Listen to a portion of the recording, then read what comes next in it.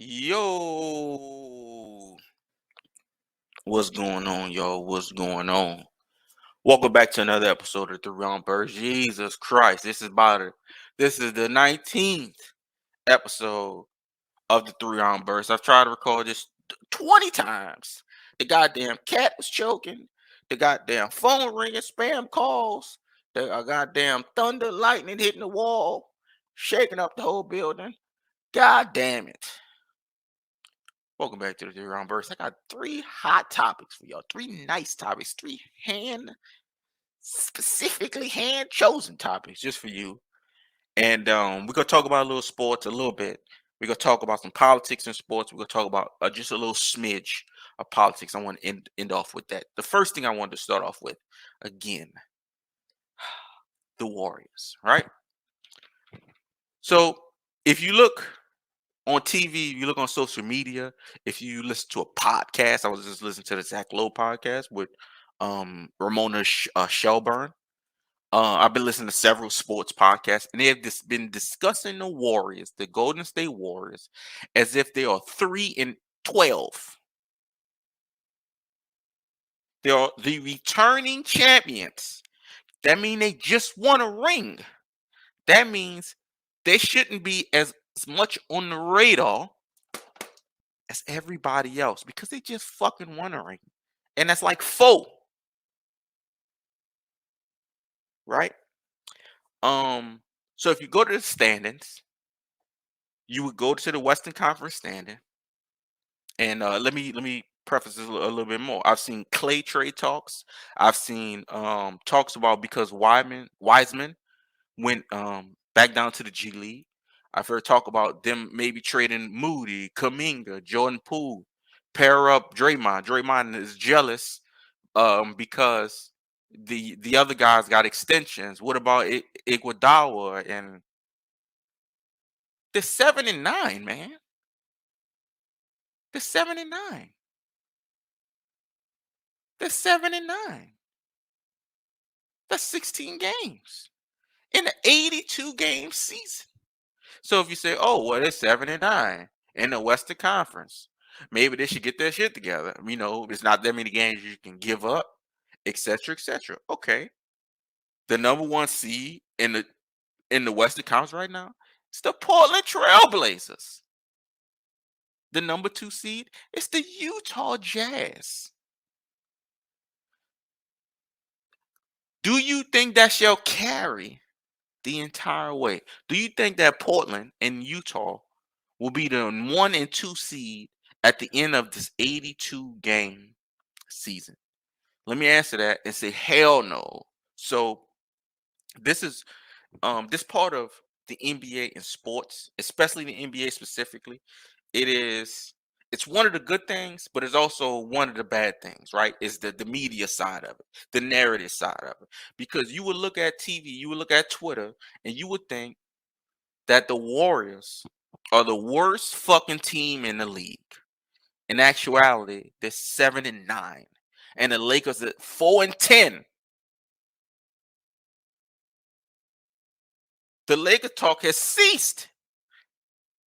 And then the Warriors talk has now gone on as if the Warriors. I had to go check the standings myself to see what was going on. Is everybody that bored? Oh, they just lost to the Suns. The Suns are a 4 seed because the Trailblazers and the Jazz is 1 and 2. Am I losing my mind? Has narrative always been like this? Has this always been so prevalent? Uh, is this just this is annoying? I have to go check, bruh. They are the defending champions. If they're gonna be trash this year, who fucking cares? They just won. They just won.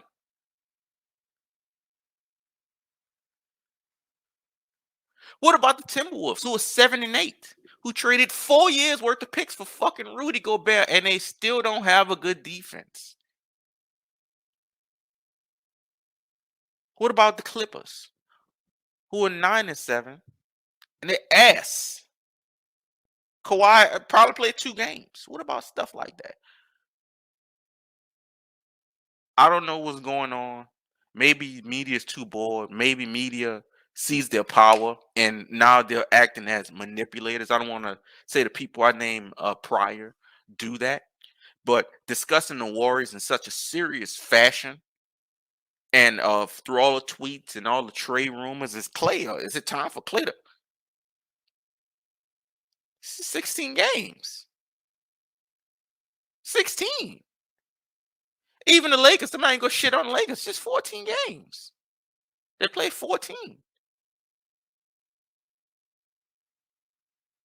I think it's very annoying, man. And yeah, let's move on. And I want to move on to politics in sports, right? But what I want to discuss is this is another narrative driven thing, and it's also I want to touch race as well. I like talking race. I like talking racism. People just need to we need to talk it. I want to talk it. I'm going to talk it. We're gonna talk Giannis, right? So last night, a little clip went viral of Giannis trying to shoot free throws.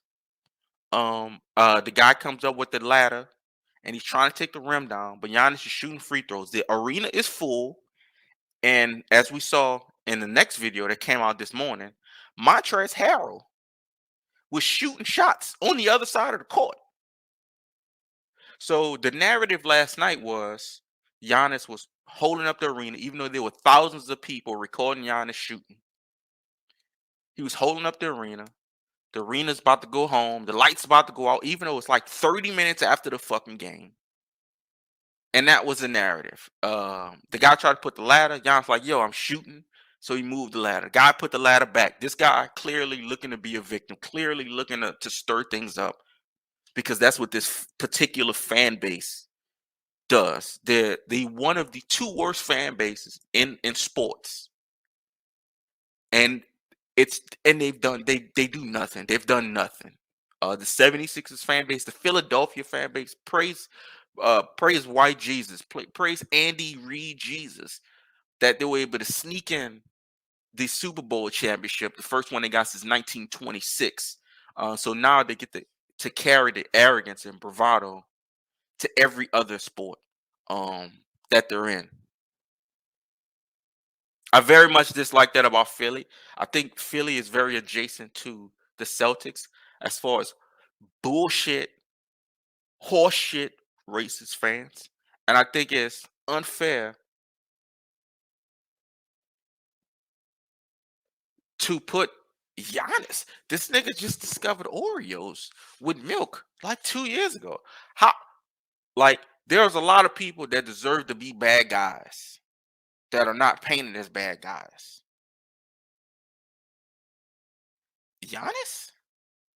The nigga who win finals MVP in a championship and he go get a 50-piece chicken nugget from Chick-fil-A? This nigga? The nigga who just started eating chicken McNuggets? The nigga that was raw dog and chocolate Oreos his whole life until 2 years ago? Via Nigeria and Greece to here? Dog, I ain't eat a raw Oreo in 20 years. This nigga's been eating them for 30. Unknowingly. You hate a motherfucker like that? You create hate for somebody like that? So when I see that, it's not sports. It's not sports. It's racism. Now, I don't like to walk that fine line. I like to call it what it is. It's either this side or it's that side. And it's that side. Stop the bullshit. Stop being heckling fans. Stop thinking you can tell players whatever you want. Stop trying to create false narratives through videos and being manipulative about a bullshit sport that don't players on the court don't even care about. They barely care about it. If the 76ers actually care, if Joel Embiid actually cared, he would start a season in shape. He hasn't been in shape his entire career. Fantastic player. But don't get serious. Don't act serious if you're not serious. Flagrant foul, throwing forearm shivers to Motherfuckers ribs. What? And then he flopped after. And then you get the same fan base that pretty much just ran Ben Simmons out. They ran Markel Fultz out just to continue to lose. It's a front running team, just like the Phoenix Suns is. When it's good, it's great, and when they losing, they pussies. Pardon my aggression. It's been a rough morning. The next thing I want to talk about, and we're gonna lean into it, and we're gonna lean into just a little bit of politics, and we're gonna go just a little bit some tidbit points, right? So I seen if you don't listen to politics, I understand, but it affects your life, so you probably should tune in for a little bit. So, former AG, what's this guy, Bill Barr? I forgot what his name is. He used to be over the DOJ. Trump appointed him when he got his time, and they put all the racist judges in. He dipped, and now the Republican base is what they're doing is they're playing a little game, right? Trump is too big for them to actually handle. So how a lot of them actually won the elections the last 4 years is from the Trump voter base. 100%. That's why they were kissing the ring, kissing his hand for that long. Now they see he's trying to come back, and it looks like they understand that they're going to have to do that again. And it looks like I'm talking about they as far as Republican officials, senators, congressmen, and it looks like they don't want to do that again. Now, Barr, like I say, he's former BG United States over the DOJ, um, Department of Justice. Barr alluded in an interview that if they wanted to prosecute Trump, they probably could. The lady asked him, "Would he?" He's like, "Oh no, I don't want to, discuss it like that." He put it out there that they could and probably should. He didn't confirm it because he's scary. And he's still a racist. He'll still vote for Trump. Don't get me wrong. This is just, this is upfront banter. These guys will still vote for Trump. That's a fact. Um, but these guys have played a dangerous game, and they've played a dangerous game, of course, with our life. And we're gonna lean a little bit out of it, right? So, the governor from Michigan, if y'all remember, a couple years ago, last year, 2 years ago, was threatened to get kidnapped, and they actually tried to nab her, right? This Trump base, um, sometimes when I type, um, white folks, white people, I don't have, since it's typing, I don't have the benefit of saying that I'm not grouping everybody together, even though I'm grouped together all the time, and that's how we get this thing we call racism. Because you'll say, "Hey, well, black people kill black people," when I ain't never been to jail in my life. I don't get in trouble ever because it's pretty hard to not get in trouble.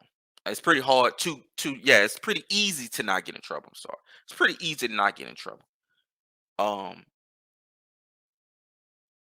so although I've been grouped my entire life, I choose not to group other people because it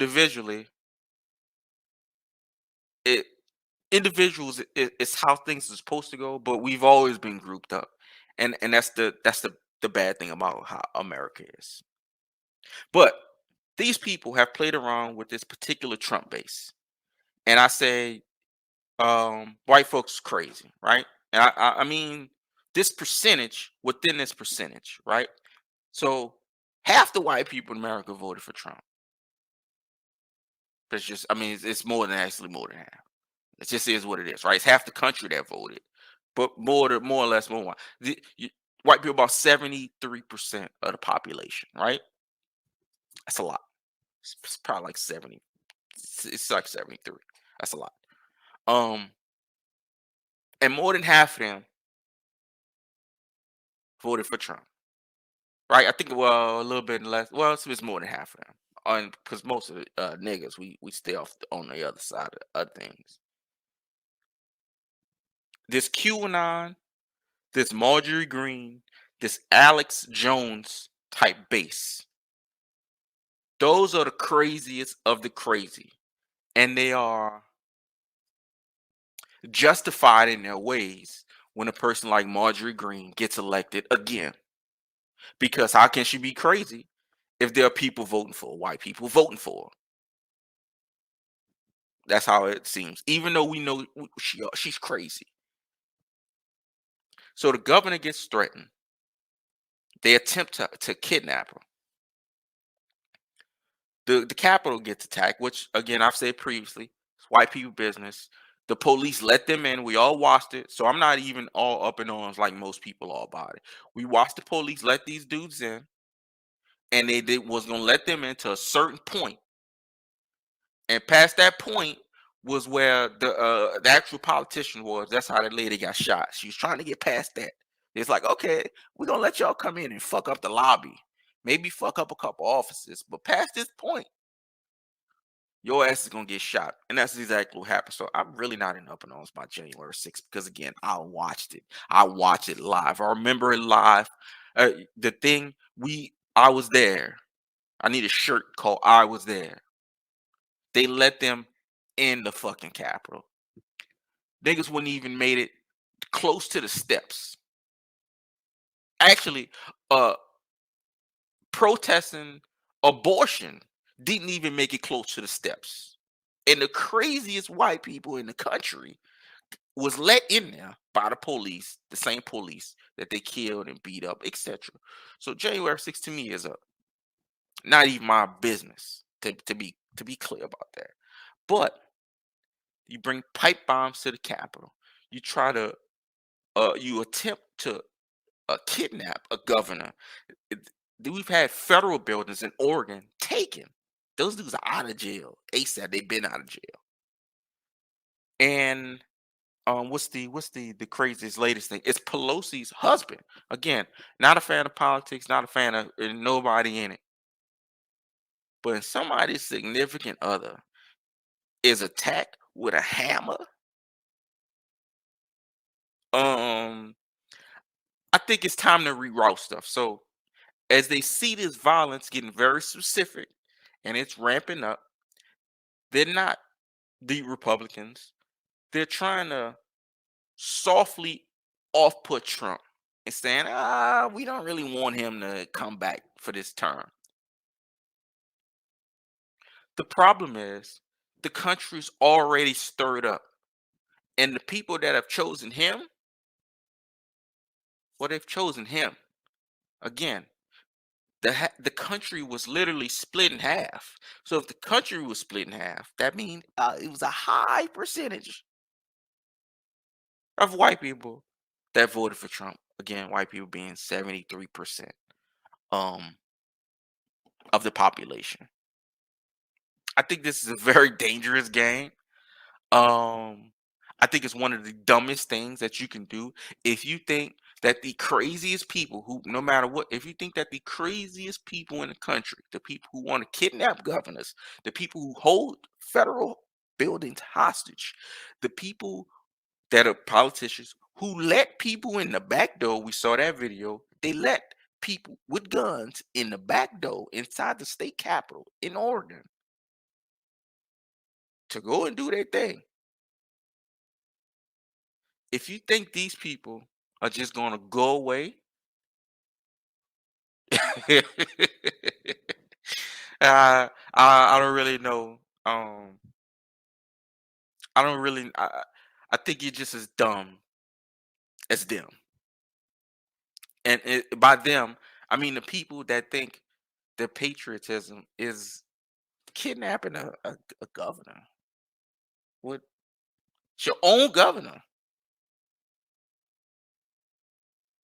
You don't protect America by destroying America, do you? Is that the I guess that's the crux. I don't want to get too much politics. I just thought that was hilarious. Um, I think y'all should stay safe. I think with Elon being over Twitter, um, and his threats, or not threats, his willingness to lean into the fact that Twitter could shut down any moments just to get major usage, just to show advertisers that yeah, people are not going to leave Twitter, which people are not anyway. I think that's all a dangerous game. I think it's all leading into a lot of bribery. And I think there's a reason you spend $44 billion on a platform, a social media platform. I think it's more of a power play. I think it's more of a, if the Republican wins, I get more tax breaks. He's getting tax breaks anyway. Um, and it's not to be trusted. We live in a very greedy country. All skin folk ain't kinfolk. Just because I look like you, don't mean we do the same shit or we gonna be doing the same shit. Be yourself, be an individual. Because nobody is like you. So to group yourself up with a whole bunch of motherfuckers just because you want to be grouped up, I guess that's fine with me. But uh, I would very much like y'all to stay diligent and stay safe, and your boy will holler.